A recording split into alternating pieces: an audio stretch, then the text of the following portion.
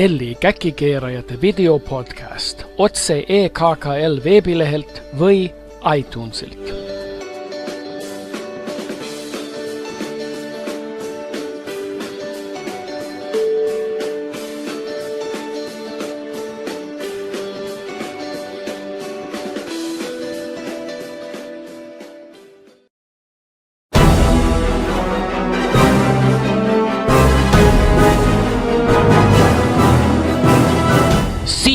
On Käkikeerajate nädala ringvaade. Jälle kulutame miljoneid, et edastada ainult seda informatsiooni, mida meie tähtsaks peame. Sel nädalal Kaitseministeeriumi siseauditi tegijad tuleb karmilt karistada. Tallinnast hakkab saama tüüpiline lõbus Vene suurlinn. Statistikaameti innovatiivsed rahvastikuarvud ja uus loendus. Ja Riigikogu töörügajate ja maailmarändurite tähtsad panused. Hakkame pihta. Eesti riigikaitsesüsteemi on ilmselt infiltreerinud riigikaitse käkikeerajate vaenlasi. Eelmise aasta hankelepingute siseauditi tegijad leidsid, et suur osa Kaitseministeeriumi ja rohkem kui 2/3 Kaitseväe riigihangetest on tehtud seadusvastaselt ning paljud nendest ilma kirjaliku lepinguta. Sellised reeturlikud siseauditi tegijad on äärmiselt ohtlikud, eriti kui nad lekitavad auditi tagajärge ajakirjanikele, kes ei ole veel meie võimueliidi kontrolli all. Need juudased ohustavad eelkõige meie Kaitseväe ja Kaitseministeeriumi juhtide sissetulekut. Seaduspäraste ja eriti kirjalike lepingute sõlmimine raskendab tunduvalt tavapäraste hüvitiste laekumist. Kopsakamad hüvitised laekuvad, kui hangete hindu tõsta, mis on palju hõlpsam, kui lepinguid saab sõlmida suusõnaliselt või seaduses ette nähtud tülikaid protseduure ignoreerides. Riigihangete seaduses on palju täiesti ebapraktilisi sätteid, nagu näiteks see, et hankija peab saavutama mõistliku hinna. Seadus räägib isegi konkursist ja riigihanke läbipaistvusest ning kontrollitavusest. Kui selliseid rumalaid seaduse sätteid järgida, siis võib koguni juhtuda, et riigikaitse tähtsad juhid ei saagi oma ametiaja jooksul rikkaks. Õnneks reageerisid meie tublid riigikaitsjad ajakirjanike rumalatele küsimustele omapärase julguse, otsekohesuse ja osavusega. Kaitseväe ülem kindral Laaneots läks kohe peitu. Ta varjas ennast arvatavasti samas pelgupaigas, kus ta saab redutada, kui mõni vaenlane peaks Eestit ründama. Ta teabeohvitser kinnitas ajakirjanikele, et Laaneotsa pole võimalik kätte saada. Peastaabi ülem, pärast siseauditit kindraliks ülendatud Riho Terras, ei suutnud küll õigeaegselt ajakirjanike eest pagada, aga see-eest ta lihtsalt keeldus kangele sõjamehele omase ennast salgavale kohuse truudusega ajakirjanike küsimustele vastamast. Terasel tekitasid siseauditi paljustused erilist pahandust, sest ta oli laiaulatuslike seaduste rikkumiste ajal Kaitseministeeriumi kantsler ja seega otseselt vastutav Kaitseministeeriumi ja Kaitseväe hankelepingute eest. Mõned päevad hiljem avaldas meie pehme ja karvane kaitseminister, Eesti käkikeeramise institutsiooni looja ja hing, rublamüügi ja Iisraeli relvatehingu kangelane Mart Laar toreda hämava pressiteate. See selgitas, et segadused hangetega olid põhjendatud muutustest riigikaitses. Ta kinnitas ka, et ta suhtub seadusrikkumistesse täie tõsidusega. Terras tegi seejärel samasuguse, sama toredalt hämava avalduse. Võime neile uhked olla. Ega rumal rahvas niikuinii aru ei saa, et riigihangete seadus pole riigikaitsehangete jaoks põrmugi muutunud. Eesti Käkikeerajate Liit on kindel, et meie tublid riigikaitsejuhid on siseauditi reeturid juba vallandatud ja karistanud. Soovitame aga nende äraandjate karistust veelgi karmistada, et tulevikus enam keegi ei julgeks avalikustada selliseid piinlikke lugusid riigikaitsjate kuritegudest.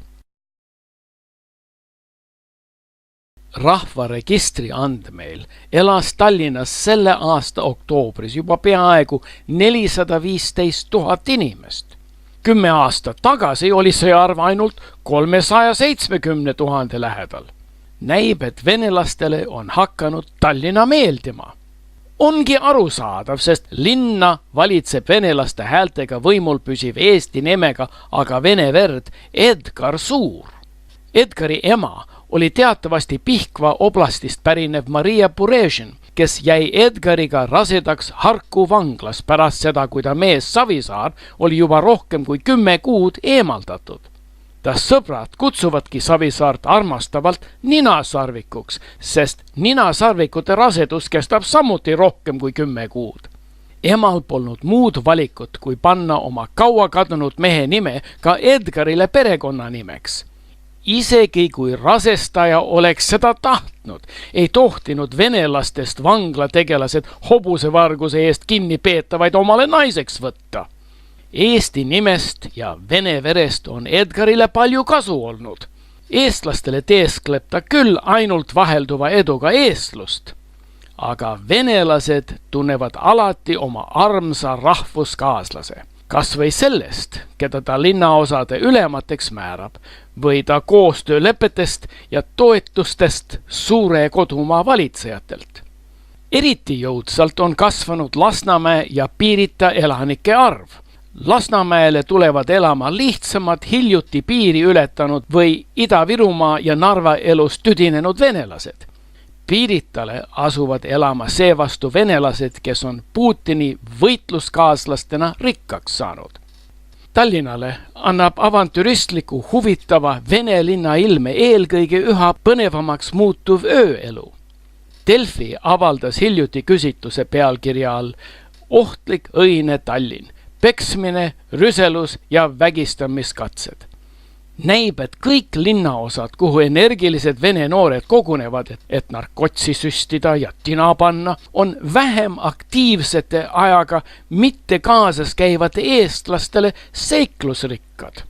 Kui kellegil on soov põnevat röövimist, peksmist või vägistamist läbi elada ja samaaegselt värvikaid venekeelseid vulgarisme õppida, siis võib seda saavutada kõikjal, kus agarad vene noored pimeduse saabudes või isegi päise päeva ajal aega viidavad. Võtab veel aega, enne kui Tallinn oma värvika ööeluga Moskvale või teistele vene linnadele järele jõuab. Aga eestlaste lahkumine ja venelaste saabumine jätkub järjest kiirenevas tempos. Ei tasu muretseda, küllap jõuame peatselt ka meie eeskujuks olevatele linnade tasemele. Eesti Käkikeerajate Liidule teeb rõõmu Statistikaamet mitmeti tõlgendatav andmebaas ja järjekordne algav rahvaloendus. Meie Statistikaamet oskab mitmesuguseid arve nii innovatiivselt kasutada, et see pakub meelelahutust isegi nendele, keda rahvastiku seonduvad arvud ei huvita. Nalja teeb juba see, et Statistikaameti käkikeerajad kasutavad 2 erinevat Eesti rahva arvu. Üks pidavat sisaldama rännet ja teine mitte. Nagu teame, Eestis mingit arvestust väljarändajatest ei tehta. Teistesse riikidesse rännanud eestlased on küll kirjas sealsetes andmebaasides, aga selliste arvude otsimine interneti kaudu ei kuulu ilmselt meie statistikute tööülesannete hulka. Veelgi lõbusam on see, et statistikud avaldavad täpseid andmeid eestlaste ja venelaste arvu kohta, kuigi just selle hämamiseks kehtestatud seadus lubab igal elanikul määrata endale ükskõik milline rahvus. Tõelised demograafia teadlased ongi selgitanud, et eestlaste arvu kasv andmebaasides tuleneb sellest, et venelased panevad endid üha rohkem kirja eestlastena. Isegi sünnitushaiglates teatavad vastsündinud umbkeelsed emad, et nende beebid on estonskid või jeestlased. Tõelised teadlased on ka selgitanud, et eestlasi on surnud juba 20 aasta jooksul rohkem, kui neid on sündinud. Samuti on viimaste aastate jooksul Eestist põgenenud tööpuuduse ja massiliselt sisserändavate venelaste eest rohkem kui eestlasi põgenes Teise maailmasõja ajal Punaarmee kangelaste eest. Lõbus on kah võrdlus kooliealiste laste ja õpilaste vahel rahvastikuregistris ja koolide nimekirjades. Selgub, et rahvastikuregistris on umbes 3000 kooliealist, kes ühegi kooli nimekirjas ei ole. Eelmist rahvaloendust kahjuks ükski tõeline demograafia teadlane tõsiselt ei võtnud. See polegi aga tähtis. Peaasi on ikka see, et loenduse tagajärjed huumorimeelega inimestele lõbu pakuvad. Seepärast soovitamegi avaldada järgmise rahvaloenduse lõpul järgnevaid innovatiivseid tagajärgi. Esimesena, väljarännanud eestlased tulevad koju tagasi, sest jõuame kohe 5 kõige rikkama Euroopa riigi hulka. Pealegi hakkavad venelased Putini ukaasi järgides massiliselt oma suurele ja laiale kodumaale rändama ja Eesti kliima muutub järjest paremaks. Teiseks, kõik Eesti lapsed käivad headest koolidest, kus nad saavad sellise hariduse, mis aitab Eestil peatselt kõige rikkamaks Euroopa riigiks saada.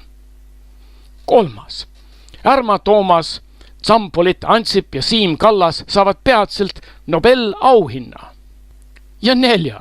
Mart Laar läheb erru Eesti kõige rikkama mehena ja kõik teised Eesti kangelaslikud riigikaitsjad hakkavad seejärel relvatehingute lepinguid sõlmima seaduspäraselt ja ausalt.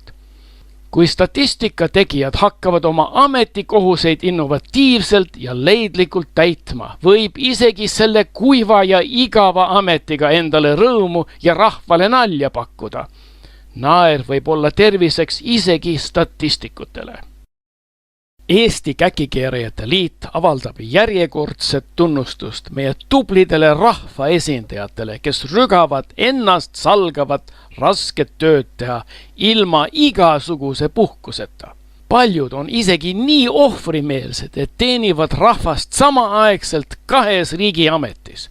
Kindlasti ei korva ekstra palk ja hüvitised seda kohusetruud enese ohverdust, mis riigi aktsiaseltside nõukogude liikmeks olemine nõuab. Võib arvata, et 2 riigiametis samaaegselt töötamine rikub isegi tervist, ega muidu poleks meie andekas põhiseaduse assamblee seda põhiseaduse sättega keelanud.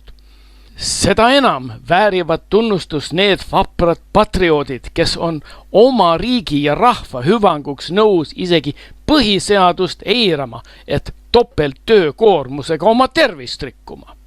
Samuti väärivad tunnustust need 4. Riigikogu koosseisust, kes nädalal, mil pingelisi istungeid ei peeta, loobusid sel ajal kergemate ametikohustuste täitmisest ja asusid veelgi raskemat töökoormust kandma välismaal reisides. Kuigi riigikogulased väisasid kokku 10 erinevat riiki, ületasid nende reisikulutused vaevalt veerand miljonit eurot. Eesti maksumaksjad võivad õnnelikud olla, et nende esindajad oskavad raskeid töökohustusi täita nii ökonoomselt reisides. Võib arvata, et mõned olid isegi nii suuremeelsed, et kasutasid reisikulude katteks ka oma palgast ja hüvititest laekunud raha. Tuntud käkikeerajate vaenlane, endine suursaadik ja välispoliitika analüütik Mart Helme väidab küll, et riigikogulaste välislähituste kasutegur on nullilähedane. Helmel oli häbematust väita, et Eesti allaheitlikku, järeleandlikku ja matkivat välispoliitikat teeb ainult valitsus, mistõttu riigikogulaste reisimine on muutunud pelgalt parlamentaarseks turismiks. Kahjuks võivad sellised häbematused rikkuda meie tublide riigikogulaste töörõõmu. Loodame aga, et nad ei lase ennast heituda. On selge, et nende reisid on eriti tähtsad just nüüd, kui meie tubli valitsus on pantinud 1/3 riigieelarvest pankroti järel vaakuvate riikide toetusteks. Ainult meie andekad ja avaras silmaringiga riigikogulased saavad tuvastada abivajajate soove ja vajadusi. Peame olema kindlad, et Eesti maksumaksjate suuremeelsus head vilja kannab ja et me oma toetustega endile häbi ja sealsete jõukalt elavate inimestele piinlikkust ei valmista. Bon voyage, tublid riigikogulased! Jätkake Eesti rahva ohvrimeelset teenimist välismaa reisidega nii kaua, kui teil jõudu ja energiat jätkub. Pidage meeles, et kulutustega koonerdamise kasutegur on nullilähedane. Päris kindlasti ei tohi oma töörõõmu ja tuju koonerdamisega rikkuda rasked tööd rabavad riigikogulased.